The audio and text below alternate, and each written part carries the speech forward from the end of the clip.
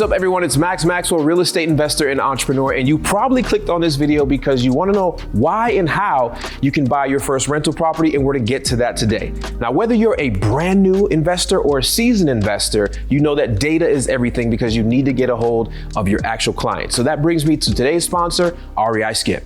Using REI Skip is very simple. All you got to do is register for an account, choose a payment method, upload your list, and you don't have to use any crazy Excel templates. Drag and drop your headers over and press start, and voila, watch the magic happen. What are you waiting for? You want to talk to more sellers? All you need to go is to reiskip.com and register for an account today. In today's video, I'm going to show you how to acquire your first rental property. But before I show you how, let's talk about why. I have 4 main reasons why I love holding on to rental properties. And reason number 1 is property appreciation. Now think about this. If you're holding your property and you're probably supposed to hold it for a long time, it outperforms the S&P 500. So you get to put money somewhere and you literally just let it sit, and then it's gonna appreciate over time. Now, most of us know that most things we buy depreciate. Not rental property, it appreciates. My number 2 reason is mortgage reduction. Now think about this. Even if you do a bad job at buying a rental property and you have to break even, meaning that what your tenant gives you and what is required for your mortgage is exactly the same, and you walk away with $0 each month, you still get what they call a mortgage reduction, meaning that every single time you make a payment that somebody else is making for you, you get more and more equity. Now, tie that with the appreciation we talked about before, your money's gonna grow and grow, and that's why I love mortgage reduction. So my number 3 reason why you should buy rental property is the tax savings and deduction. Now, what do I mean by that? Now, essentially, each month you're collecting rent. You get to put that money in your pocket. And then on top of that, you get what they call a deduction or a tax write-off, basically for anything you do to the property. And it's like a phantom expense. They say property depreciates over time, but we all know it appreciates, so it's really a phantom expense. So while your property is appreciating, every year you get to write off what they call deductions and depreciation. So you put phantom expense in your pocket while you're collecting real money, and it just adds up. Now, here's one thing that you need to know. There's several different ways to be classified as an investor, and you want to be classified as a real estate professional because that gives you the most tax benefit being a real estate professional. So my number 4 reason why you need and absolutely should consider buying rental property is return on investment, AKA cash flow. Now think about this. Some of the wealthiest people in the world take their active money and they buy cash flow. Cash flow is so important. And if you get to make that cash flow passively, it's taxed completely different from active money. Now think about this. You take your active money and you buy cash flowing assets, and you sit back and you get what this mailbox money is. And remember, the number 1 golden rule is you take assets to pay off your liabilities. Now think about that. That's called living free. So my number 4 reason that I love is return on investment, AKA cash flow. Now I know I said 4, but here's 5 because I absolutely love this one, and it's called generational wealth. Owning rental property is something you can pass on from generation to generation to generation.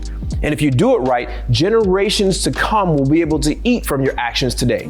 So number 5, never forget generational wealth when it comes to real estate. All right, so I'm about to show you 3 ways on how to acquire your first rental property. Now there's way more than 3 ways, but here's 3 that I like. My number 1 way is house hacking. My number 2 way is traditional financing. And my number 3 way is creative financing. All right, so method number 1 is house hacking, right? You got to get a 4-family home. Now don't worry about how to buy it right now because I'm going to show you that later, but let's see what this is all about. So think about this.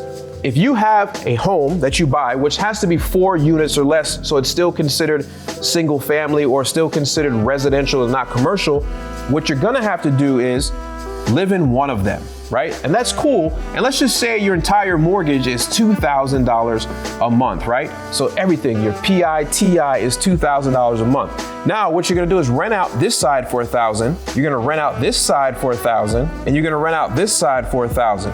Essentially, you're gonna create $3,000 worth of rental income while you live absolutely free, and you're still gonna cash flow $1,000 a month, and you're gonna make $1,000 a month of passive cash flow while you're living absolutely free. Now you're probably wondering, how do I buy that? And let's go on to show you how you buy a fourplex with almost little to no money down.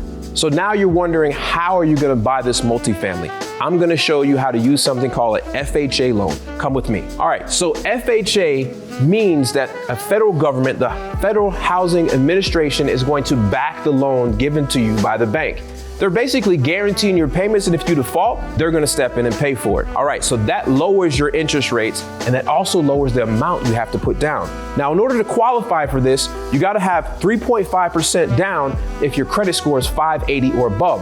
3.5%, that's amazing. Now, if your credit score is below that, all the way up down below to 500, I mean, you can buy a house with a 500 credit score, you're gonna need at least 10% down. Now, your debt to income ratio has to be 50% or less, and you gotta prove that you've had this job, steady income, blah, blah, blah, all the good stuff. But if you have that, you're gonna be able to qualify. And remember when I said you gotta live in one of the units? You gotta live in one of the units, but you can rent the other 3 out. So you gotta make it your primary residence. And you cannot have had a foreclosure within the last 3 years. Now think about this. You get to buy a multifamily, you get to live in one of them rent-free, you get to rent the other ones out while making cash flow. Think about that, you're making cash flow, and you only had to put down 3.5%. This is an amazing way to get your first rental property, all using an FHA government-backed loan. They're very, very common. You should look into that too. All right, so my number 2 way or method of buying your first rental property is traditional finance.